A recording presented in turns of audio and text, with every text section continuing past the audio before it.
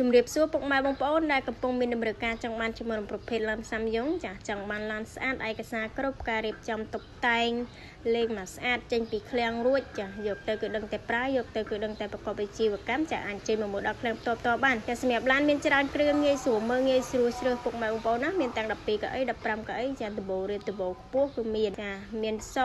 កវ៉ាត់ពណ៌លឿងហើយសម្រាប់ឡានយើងសិតតែស្អាតអែមតែម្ដងចាចាប់អារម្មណ៍ចេញមើលផ្ទាល់ទីតាំងគឺនៅភ្នំពេញពុកម៉ែបងប្អូនណាសម្រាប់ទីតាំងគឺនៅភ្នំពេញចាលេខទូរស័ព្ទពីខ្សែខាងក្រៅវីដេអូពុកម៉ែបងប្អូនអាចតាក់ទងដើម្បីសាកសួរព័ត៌មានបន្ថែមបានមកមិនថាមកពីតាមបណ្ដាខេត្តឬក៏នៅទីក្រុងភ្នំពេញស្រាប់ទេមកគឺដឹងតែមិនខកជើងមិនខាត់ពេលហើយចាជាមួយនឹងឡានខាងយើងគឺមានច្រើនគ្រឿងស្រួលជ្រើសជាពិសេសឡានសិតតែ MM ចេះចាមកដឹងតែមិនខកជើងហើយទាំងចាប់អារម្មណ៍ជើងមកមើលផ្ទាល់